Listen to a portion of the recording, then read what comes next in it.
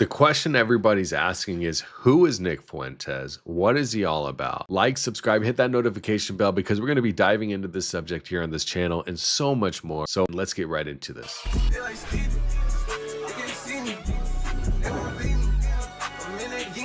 can't go back to the past. That's what people always say, isn't it? They say, can we really go back? And the answer is, whether you're conservative or liberal, right wing or left wing, the answer is no. We're never going back. It's done. It's gone. All of that is gone. But I would call myself something like a Christian futurist instead. Because Jesus Christ was our past before any of us were born or conceived. Jesus Christ is our present now. And Jesus Christ is our future after we die on earth.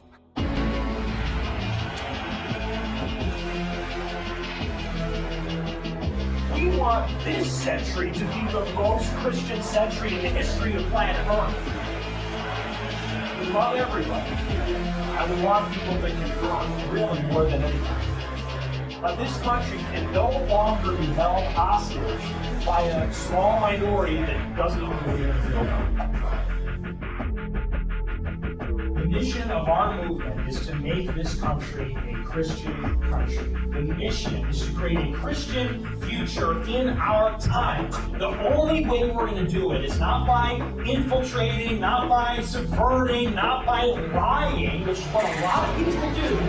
The only way that we're going to make this happen is with the boldness of a real Christian. It's the only way. We have got to be willing to die for Jesus Christ. We have to want it more than they do. Because if there are thousands and millions and tens of millions and hundreds of millions of Christians ready to meet their final destiny, then nothing can stop us, and nothing will.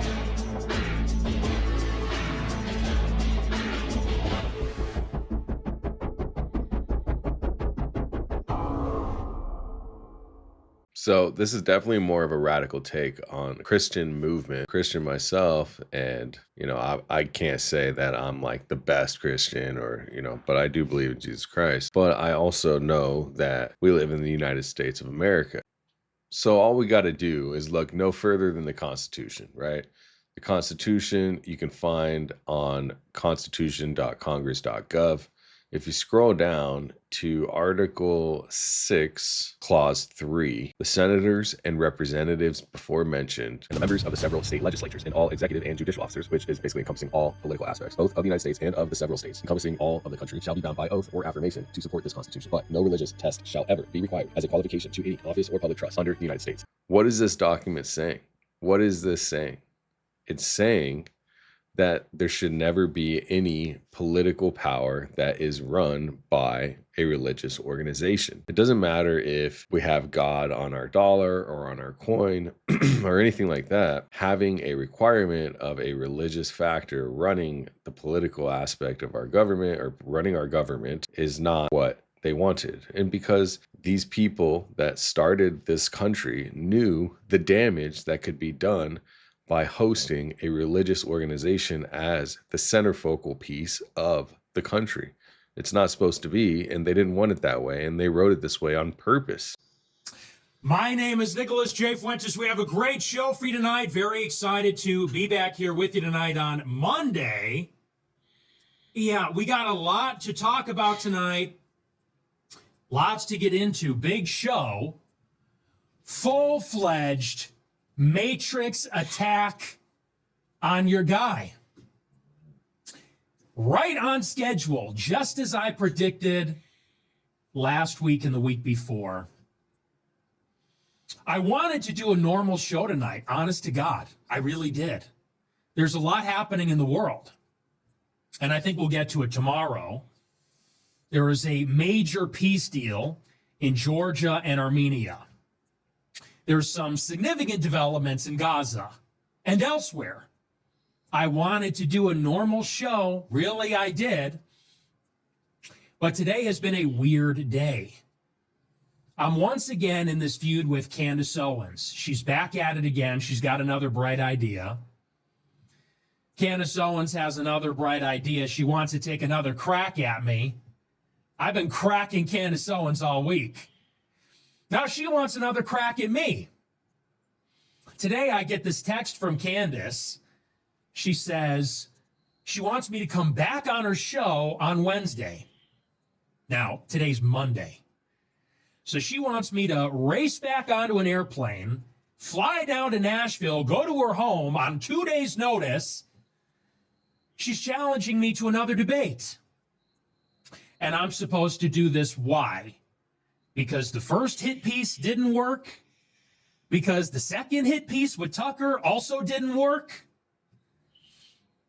Now what? I'm supposed to hop on an airplane, fly to your house, cancel my show so you can take another swing? Because we all know how it went over the past couple of weeks. Did not go according to plan. So she asked me if I'm going to do her show. She tells Dan Bilzerian, get Nick to do my show. And Dan says, I'll moderate. She goes, oh, he loves you. Great idea. So I'm thinking about how to reply to this, and then she puts me on blast on Twitter. She posts a screenshot. It's now a public challenge. Before I can even reply, you better come down and do my show and face me. So I'm responding to this. I'm in my Candace Owens feud era. And I was going to...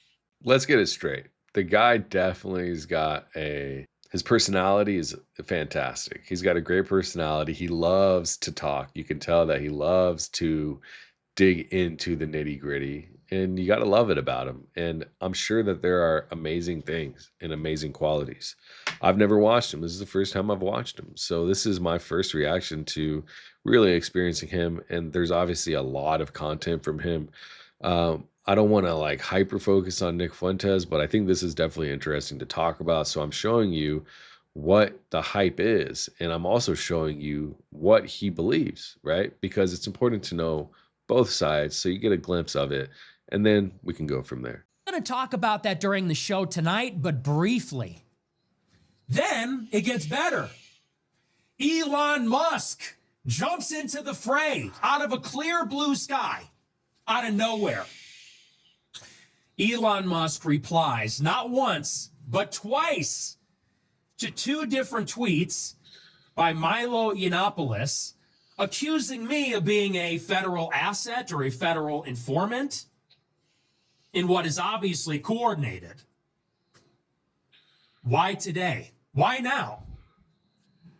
Now, me and Elon Musk, we're not friends. I don't know him. As far as I know, he doesn't like me. We were in a big feud earlier in the year, actually, when Elon banned 20 groypers over the H-1B row. You might remember this around New Year's Eve. Elon was pushing for limit. In case you were wondering what are groypers, I guess we could just look it up in Wikipedia. Groypers, sometimes called the Groyper Army, are a group of alt-right and white nationalist activists led by Nick Fuentes. Members of the group have attempted to introduce alt-right politics into mainstream conservatism in the United States and participated in the January 6th United States Capitol attack and the protests leading up to it. This is something we're going to cover here on the channel, all right? Just know that. Limitless H-1B visas for Silicon Valley. That would result in like a ton of Indian immigration, which I don't think anybody wants. And so me and the groypers were saying that's a terrible idea. 20 groypers got wiped out. He called me shit for brains for being against this and for calling out the censorship. That's my relationship with Elon. But I have had zero interaction with him for 7-8 months. And now all of a sudden today, he's replying to Milo, who's accusing me of being a Fed, drawing attention to the posts, and making the allegation himself. And so tonight, what I'm going to do is reply to the entire attack, the whole attack, because now it's getting a little bit scary. And I told you on Friday last week, I even told you the week before that, I said, I'm starting to get a little bit nervous because I could tell that I'm flying a little too close to the sun. I said this on my first episode where I exposed Tucker. I said, look, I am very self-aware. I'm very cognizant of the fact that I am going up against very powerful people, and I'm not the first person to ever do that. So if you don't know, he, has been accused of being a CIA agent because they showed a clip of him, saying we're going into the Capitol building, and but he didn't get arrested apparently. And we can dive deeper. If you want me to dive into that story, let me know in the comments. I'm not the first young, idealistic, fearless critic of the system. A journalist, arguably, who challenges the power structure. I said, I'm not the first archetype of that figure that has ever done this. So I want to stop there for now and just show you the beginning, the first experience that I saw with coming onto his show. He's got this long 1 or 2 hour B-roll that's playing. That's just him. And then he's got clips of him saying stuff and then back to music and back and forth. It's kind of cool. I kind of like it. But the part that I ended up just listening to and that it played for me was taking over the country for Christianity and with the Christian rule. I don't believe in that. And I believe in Jesus Christ. I'm a Christian. I cannot promote what our government did not want from the beginning. What do you think in the comments down below?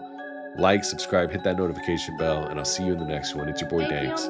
They call me Danks on lock. Yeah.